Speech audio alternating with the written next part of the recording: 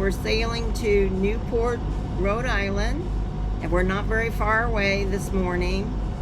So be sure to hit the thumbs up. Also hit that bell to subscribe to our channel, Sailing Blue Dancer. And thanks for watching. Okay, we're coming by Point Judith Lighthouse before we get into Newport.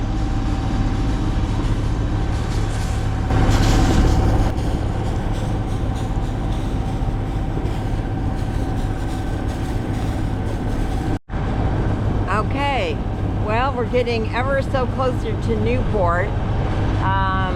We're passing another lighthouse.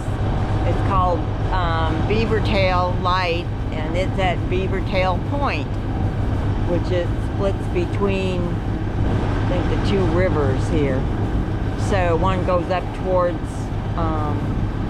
Portsmouth. I forget what the other name of the other town is.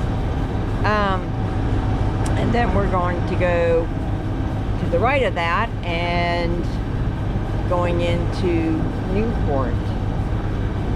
We're not going underneath the bridge that goes the other entrance, so we're going this way. But I'm going to show you the lighthouse way over there. It says it's white. I don't know, I guess it's white. I don't know, it looks kind of gray to me.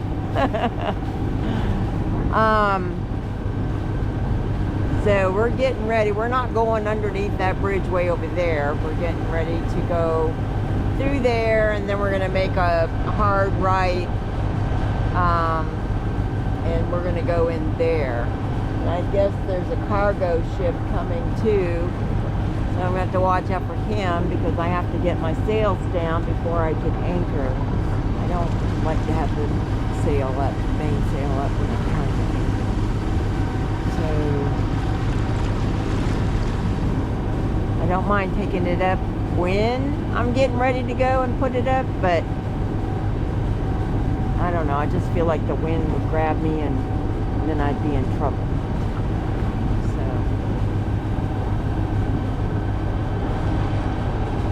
It is a little, lot of wave action.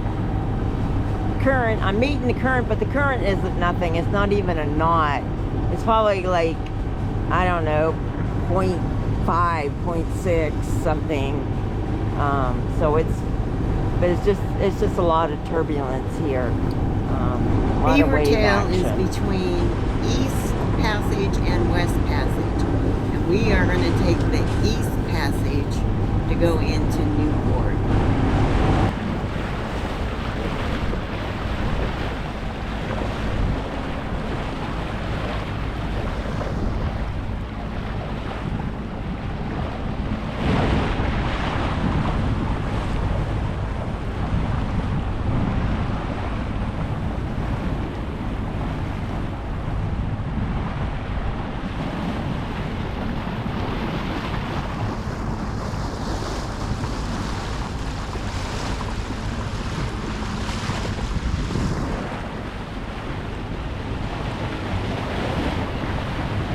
Hi.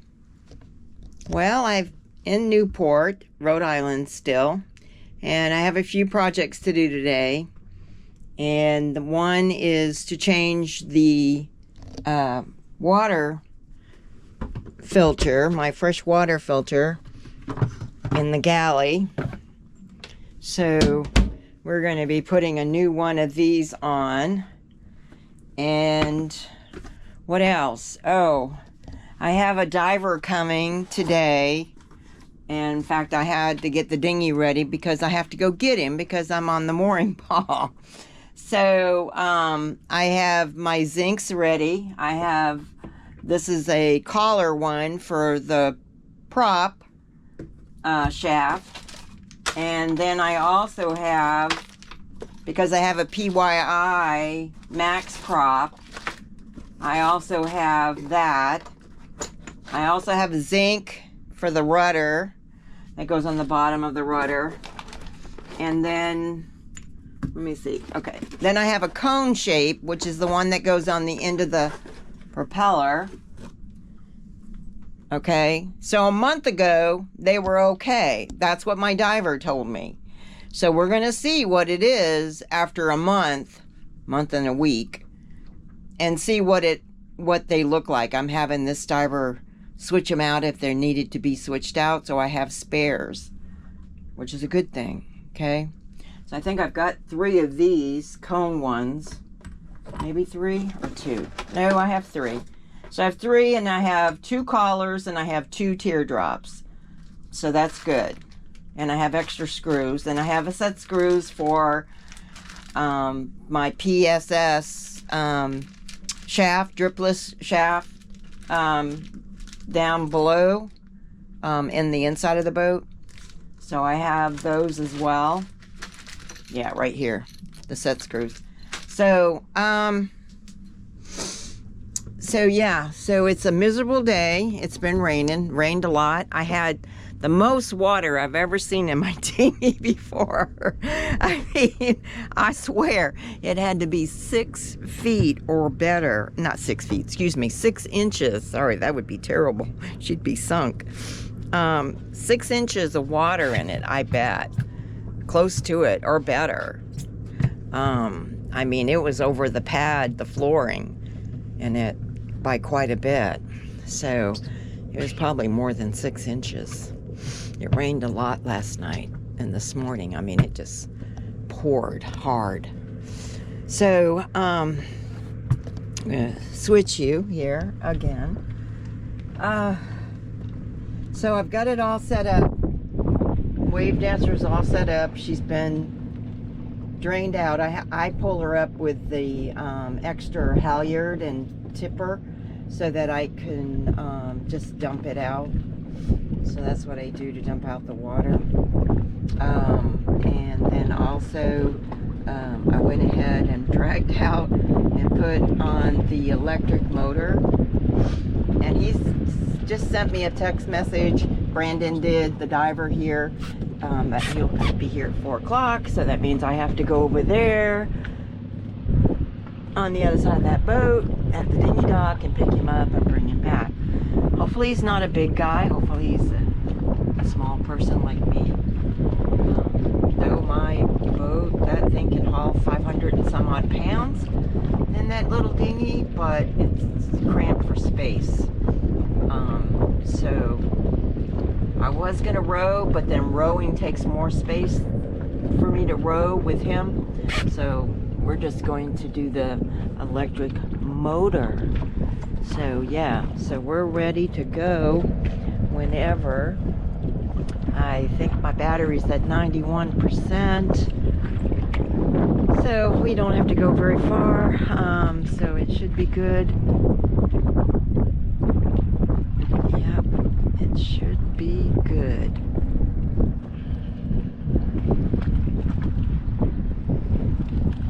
You can see it's okay. Well, here is one of my zincs. Actually, it's the one on the back of the propeller, the cone shaped one.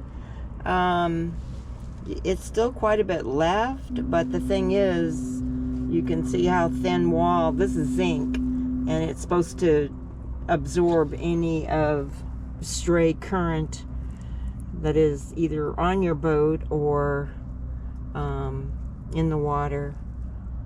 And this is what deteriorates versus your shaft or your propeller or anything else that's on your boat that's metal. So all the other 2 zincs were fine. This was the one we decided to go ahead and, or I decided to replace, because there's not much hanging on. There is a metal insert right here, but it's just eating away to where there's nothing. See, that's just the metal insert, and then eventually it'll just eat away. The screws won't fall out, but it just, you know, looks pretty cruddy.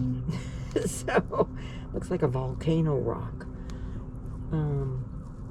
So, yeah. Looks good on the inside, though. Alrighty, well, it's doing its job, and I got a new one on it. So it should last me until I get out of the water in September. I got Blue Dancer's bottom clean. Brandon did a great job. I got him back to the dock and decided to do a little tour going around here at the clubhouse at Ida Lewis Yacht Club. It is a station that's built on the limestone, around the limestone here. It's kind of a neat area. It is also named after Ida Lewis. Ida Lewis was known for harrowing rescues. She was a one-woman lifeboat. So she did like 18 rescues and did several others that are unofficial. And so, yeah, quite the woman. That's great. I love to hear that.